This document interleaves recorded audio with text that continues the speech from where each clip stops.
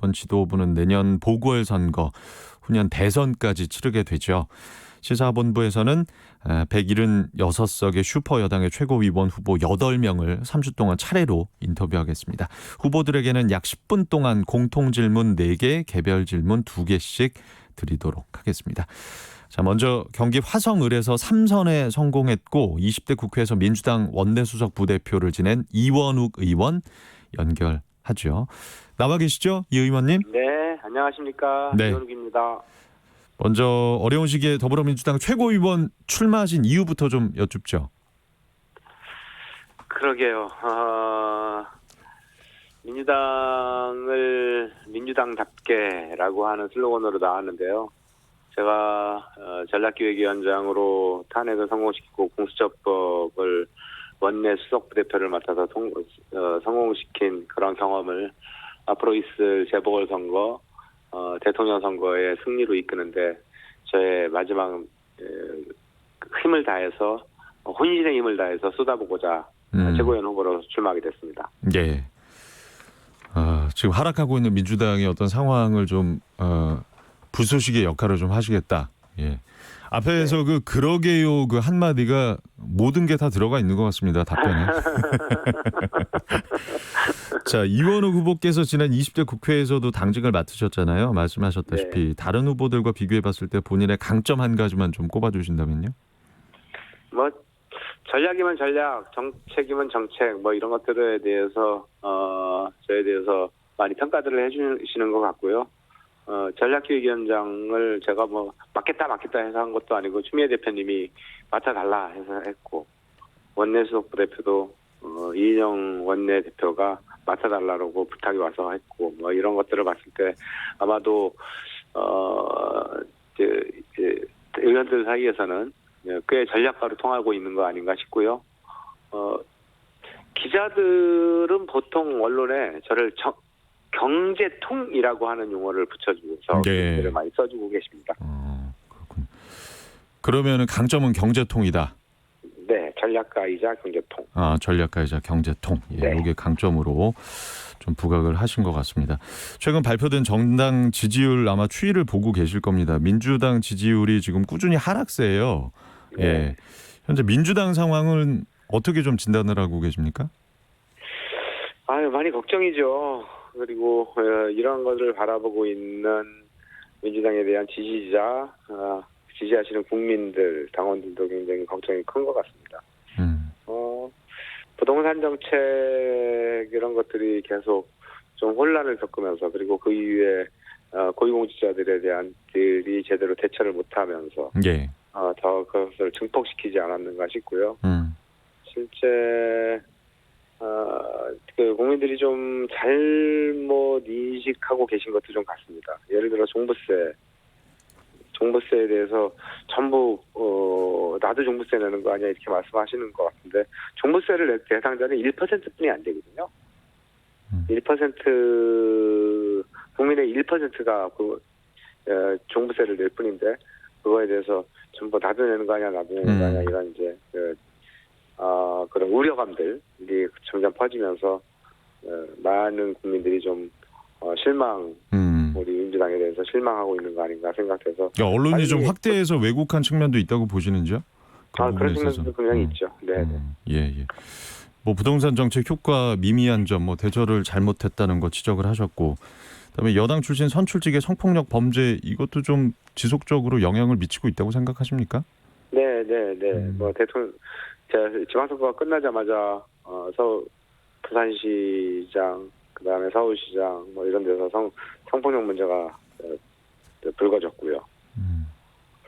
그리고 인천국제공항 뭐 이런 비정규직 정규직 전환, 이거 굉장히 좋은 정책임에도 불구하고 기회의 불균형이라고 하는 거 아니냐라고 하는 청년들의 분노가 있었고, 그거를 그 분노에 대해서 좀 잘못 대처한 측면들, 뭐 못 배워서 그래, 뭐 거기 가지도 않은 사람들이 왜 그래, 뭐 이런 식의 잘못 대처한 측면들, 이런 것들이 청년들의 마음을 떠나게 하고, 여성들의 마음을 떠나게 하고, 뭐 그러지 않았나라고 하는 생각도 갖고 있습니다. 예. 사실 뭐 외부적인 상황들은 항상 맞닥뜨리는 거 아니겠습니까? 그런데 이제 그 당 내에서 뭐 의원들이나 이런 분들이 아까도 지적을 해주셨지만 대처하는 방법, 네, 이 사안을 바라보는 인식 이런 것도 사실 근본적으로 좀 변화가 돼야 사실 대처도 효율적으로 나오는 거 아니겠어요? 그런 부분에 그렇죠. 대해서는 어떻게 좀 생각하세요?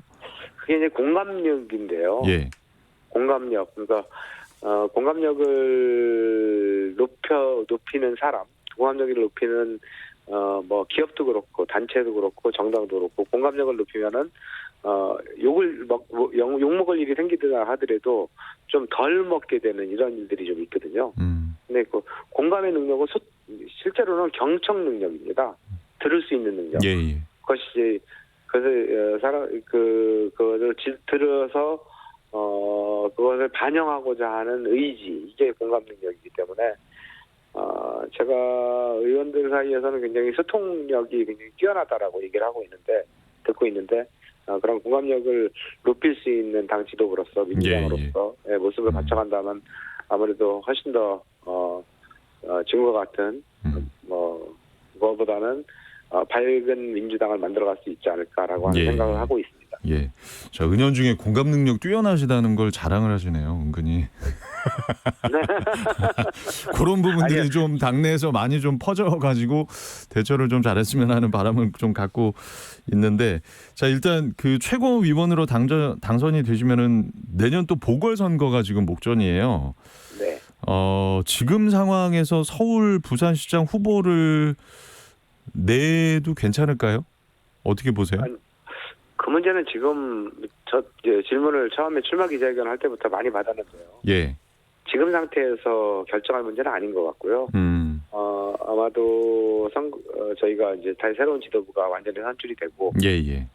그 이후에 여러 국민들의 의견, 그리고 당원들의 의견, 이런 것들을 충분히 청취하면서 조금 신중하게 결정해야 될 문제가 아닌가라고 생각이 돼서 죄송하지만 그 문제에 대한 답변을 못 드림에 대해서 이해해 주실 것을 부탁드리겠습니다. 예, 알겠습니다. 뭐 다른 생각은 있으신 걸로 압니다만은 굉장히 좋은 아이디어. 예.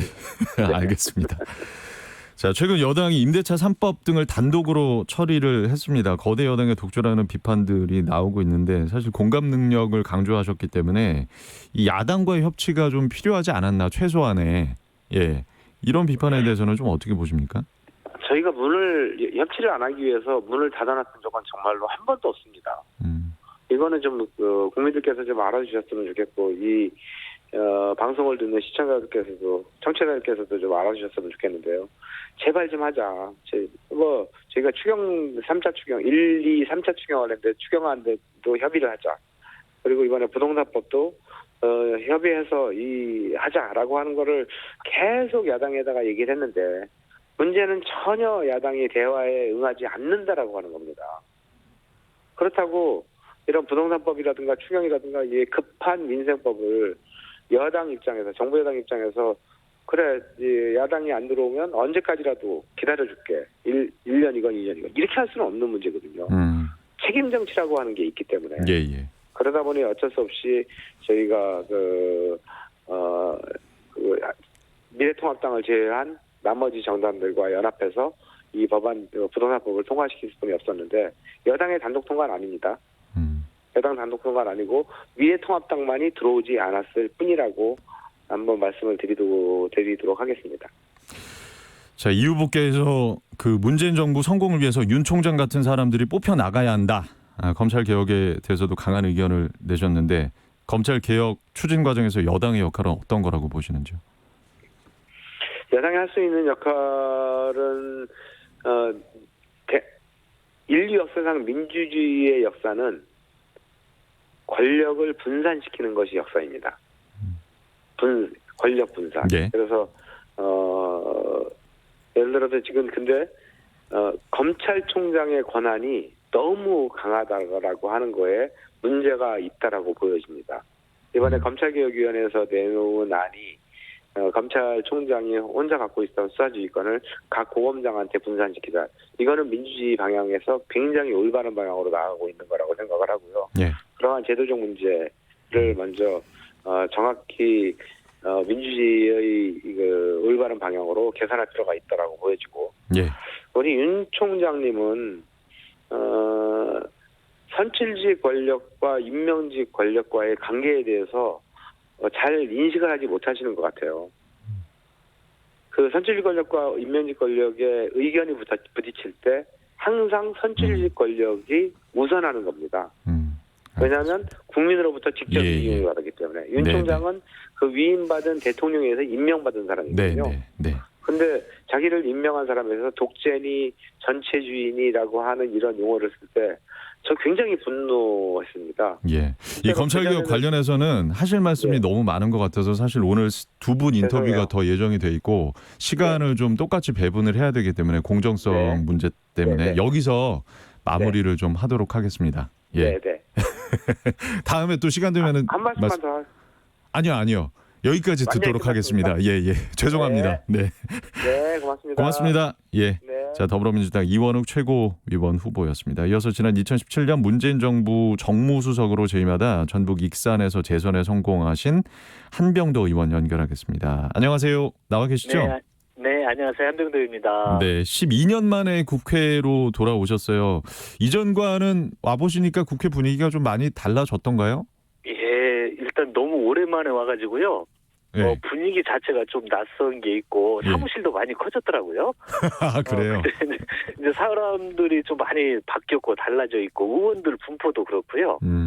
근데 이제 조금 특징적인 건 깜짝 놀란 게 저도 이 모임에 3곳이 들어갔는데 공부 모임이 아주 활발히 이루어지고 아침 새벽부터요. 7시 반부터 거의 조찬 모임이 경제 분야, 환경 분야, 신산업 분야 모든 분야에 대해서 이 공부 모임이 아주 활발하게 진행이 되고 있는 건 그건 좀 아주 놀라운 거였습니다. 예. 식사만 하지 마시고 좀 공부를 해서 정책이 좀 반영을 했으면 좋겠다는 바람과 좀. 네, 그래서 공부들이 열심히 하고 있는 그 모습 상당히 긍정적으로 보였고 인상적이었습니다. 네. 자, 거대 여당의 최고위원 출마하신 이유부터 좀 여쭤보죠. 강점을 한 가지만 좀 뽑아주세요. 예, 저는 이제 집권 후반기잖아요. 집권 후반기에 특히 우리 이제 민주당하고 그 청와대와 정부가 이렇게 원팀으로 일을 해서 현안을 해결하는 능력을 보여야 되는데 제가 아무래도 청와대에서 대통령을 직접 모셨으니까 집권 후반기에도 이렇게 원팀으로 일할 수 있는 윤활유 역할을 가장 잘할 수 있고 이게 저의 장점이 아닌가 생각합니다. 예. 그렇군요. 자, 최근 발표된 정당 지지율 추이를 보면 이거 같은 질문인데요. 민주당 지지율 하락세입니다. 현재 민주당 상황 어떻게 좀 진단을 하고 계세요? 어떤 상황이라고? 지금 이게 복합적으로 문제가 저희 민주당에게 오는 것 같습니다. 역시 모두가 똑같이 생각을 하고 있지만 부동산 문제가 가장 큰 이슈이고요. 그리고 민주당 지지율에는 기존에 보더라도 이 남북 관계의 어떤 교착 상태가 길어지면 지지율이 떨어지고 화해 무드가 조성이 되면 지지율이 올라가고 하는 현상은 최근만이 아니고 문재인 정부 출범 이후에 지금 지속적으로 영향이 나타나는 것 같아요. 근데 이제 교착 상태가 굉장히 길어지고 있고 특히 이제 자치단체장 서울과 부산을 비롯한 이런 자치단체장 문제가 좀 복합적으로 겹치면서 지지율에 영향을 주고 있다 이렇게 평가를 하고 있습니다. 예, 남북 관계 교착 상태를 지지율 하락의 원인으로 짚으셨어요. 예, 부동산이 제일 크고요. 부동산이 제일 크고. 그 민주당의 정당 지지율에는 항시 영향을 주더라고. 그건 말고도 좀 복합적으로 작용한 원인이 있다면 어떤 걸 좀 짚어주시겠어요? 이제 최근의 지지율이 여론조사 기관에서 나타나는 건요. 다른 것보다는 좀 부동산이 크다고 저는 평가를 하고 있습니다. 역시. 정책적 사안보다는 어떤 우리 그 생활과 밀접히 그 연관이 되어 있고 이것에 대한 어떤 불안감 이런 것들도 작동을 하고 있기 때문에 최근의 지지율 하락은 가장 큰 규모는 아까는 복합적인 평가였고요. 좀 부동산 문제가 가장 크다고 생각을 합니다. 사실 부동산 문제는 여나 야를 떠나서 굉장히 민감하고 복잡한 함수 관계가 있기 때문에 사실 국민들을 어떻게 좀 설득을 하느냐, 어떻게 설명을 하느냐에 따라서 좀 많이 달라지지 않습니까? 앞에 이원욱 의원께서는 좀 대처가 많이 미진했다, 미흡했다 이렇게 원인을 지적을 하셨거든요. 그런데 이제 저는 그 최근에 저도 불안 요인이 가장 큰 요인이라고 생각이 듭니다. 그런데 지금 이제 정부와 우리 민주당이 판단을 했을 경우에는 이 부동산과 집값에 대한 상승 폭이 굉장히 심각했거든요. 그리고 지속될 거라고 이제 정책적으로 확인을 했기 때문에 이것을 그 부동산 입법을 통해서 제재를 가하지 않으면 이건 큰 문제가 나겠다. 그리고 이제 실수요자는 철저히 보호하고요.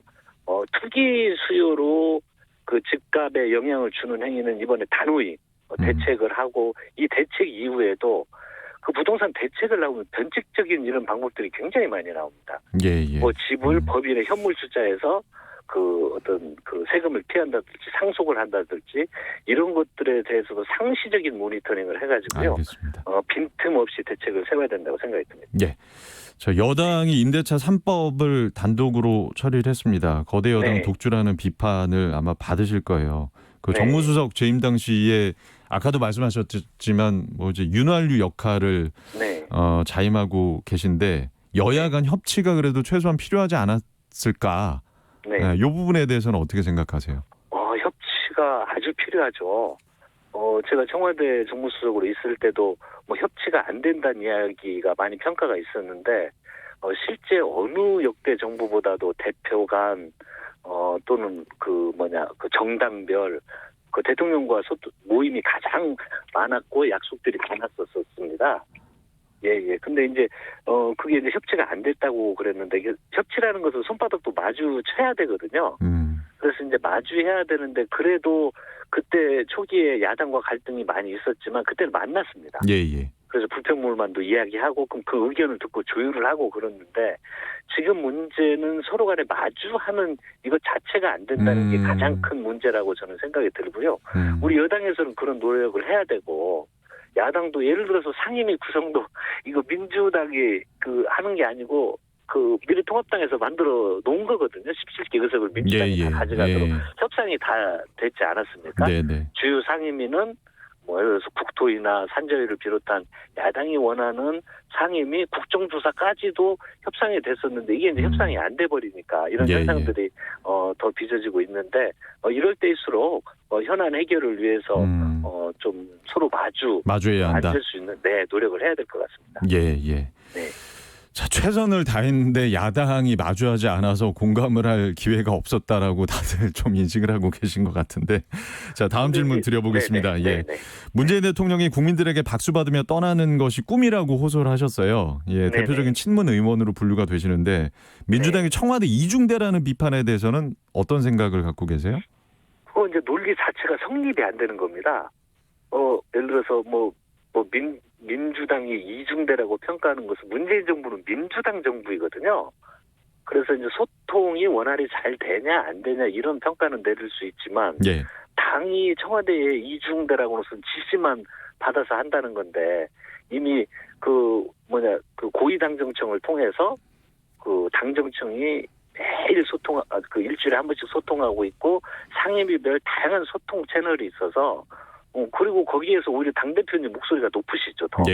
보이스 파워가 세고 그렇기 때문에 정책 조정하는 과정이 있는 것이지 절대 똑같은 정부인데 민주당 정부가 문재인 정부고 문재인 정부가 민주당 정부인데 이중대라는 표현 자체가 논리적으로 맞지 않다고 생각합니다. 알겠습니다. 네네. 최근 청와대 노영민 실장 비롯한 6수석이 사의를 표명했습니다.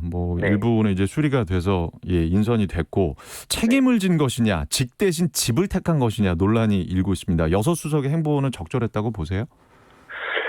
저는 이게 이제 청와대는 5년 조직이고 상황이나 그 어떤 시기, 어떤 이슈 이런 것에 따라서 그리고 이제 집권 후반기에 들어가고 이러면 인사 요인이 생기면 언제든지 그 시기에 맞게 인사를 해야 된다고 저는 기본적으로 생각을 하고요.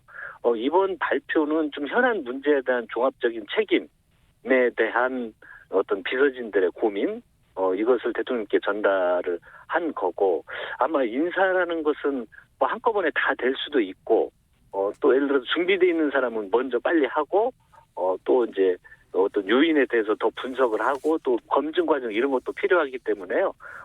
구체적인 나머지에 대해서는 좀 더 봐야 될 것 같고요.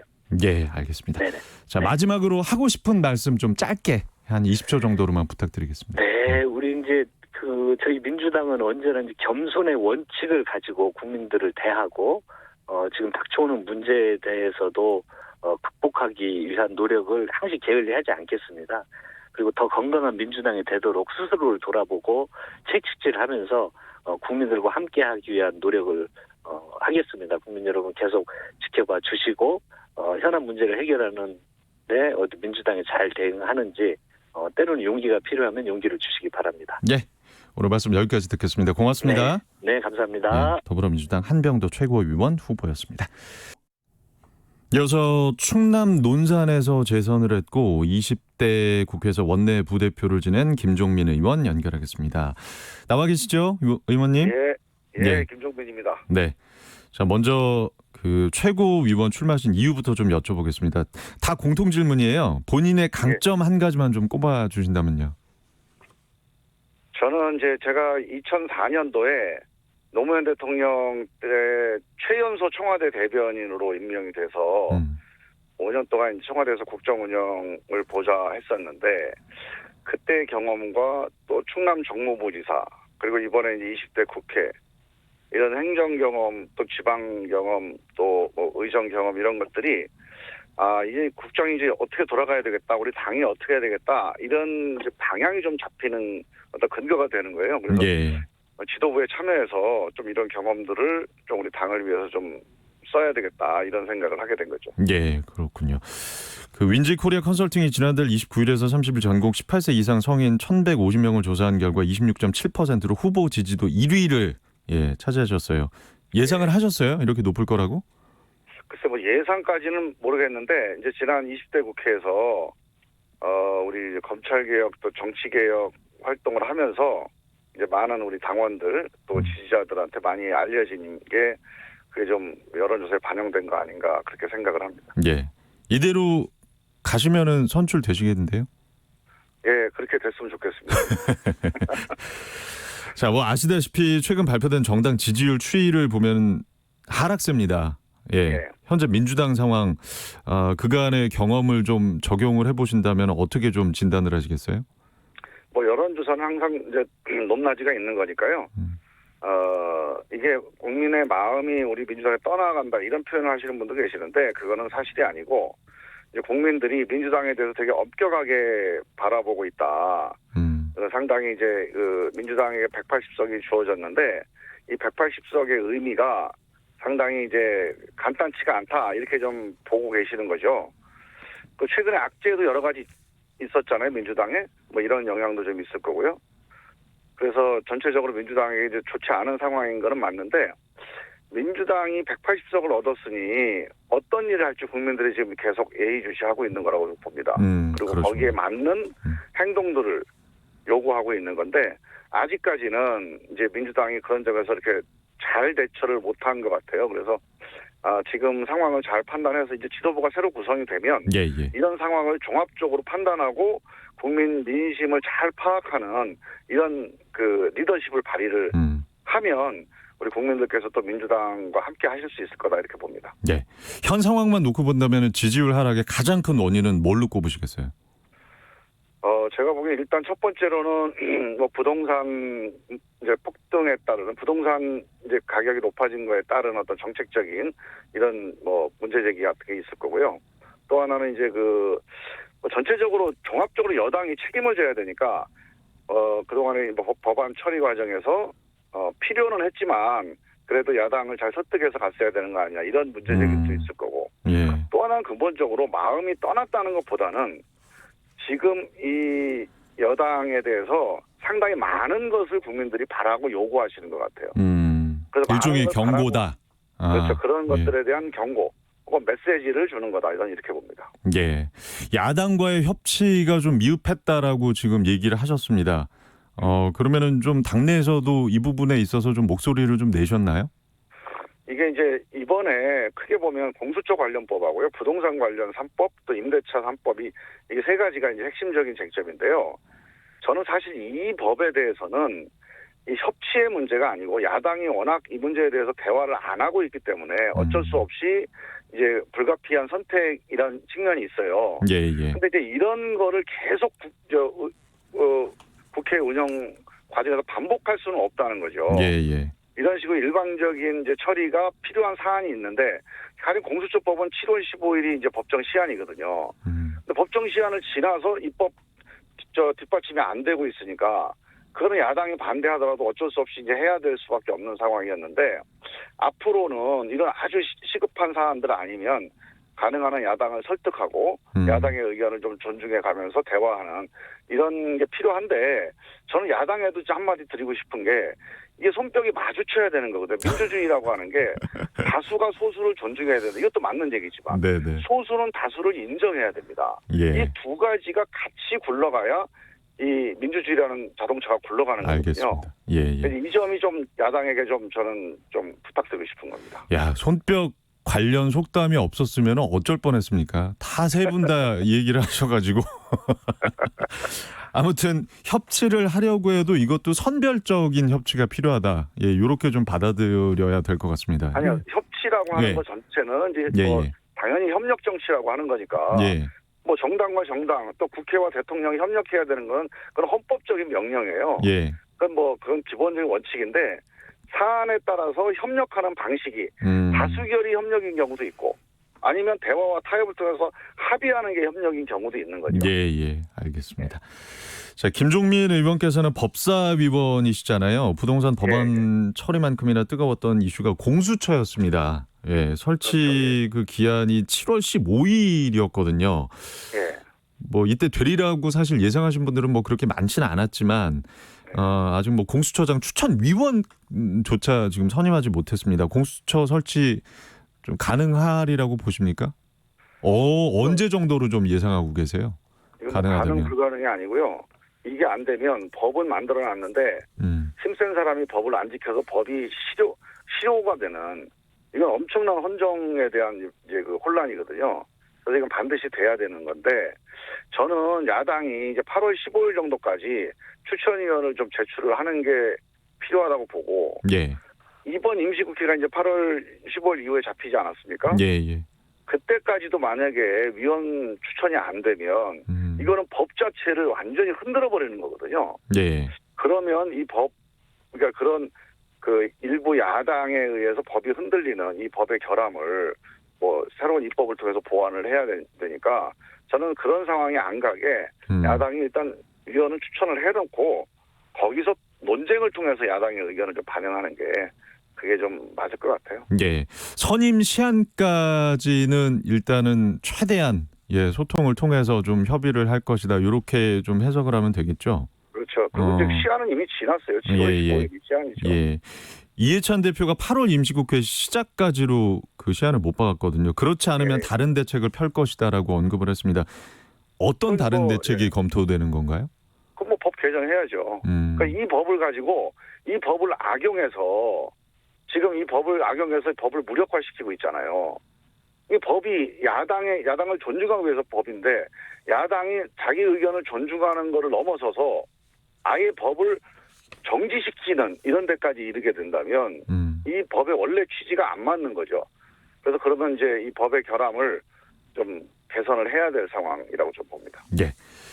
자, 최고위원으로 당선되시면은 내년 보궐선거 이제 치르게 되시잖아요. 서울 부산시장 후보를 내의한다고 보십니까? 저는 이 문제는 유불리를 따지지 말고, 정당이 이게 자기의 권리가 아니에요. 후보 내는 건 착각을 하는 경우가 있는데 권리가 아니고 이건 헌법적인 의무입니다. 정당은 그 유권자들의 선택할 수 있는 그 정치적 의사 형성을 안내하는 역할을 하는 그 조직이거든요. 그래서 저는 후보를 안 낸다면 정당의 존재 가치가 없는 것이고 헌법적 의무이기 때문에 내야 되는데, 우리가 잘못한 게 있다 그러면 그걸 반성하고 잘못을 극복해 나가고 개선해 나가는 공천을 반드시 해야 된다. 저는 이번에 우리가 당원 당규에 그런 규정에 대해서 약속을 지켜야 된다는 또 하나의 어떤 딜레마가 있잖아요.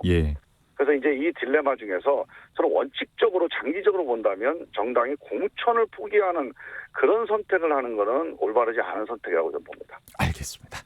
자, 오늘 말씀은 여기까지 듣겠습니다. 더불어민주당 김종민 최고위원 후보였습니다. 고맙습니다. 예, 감사합니다.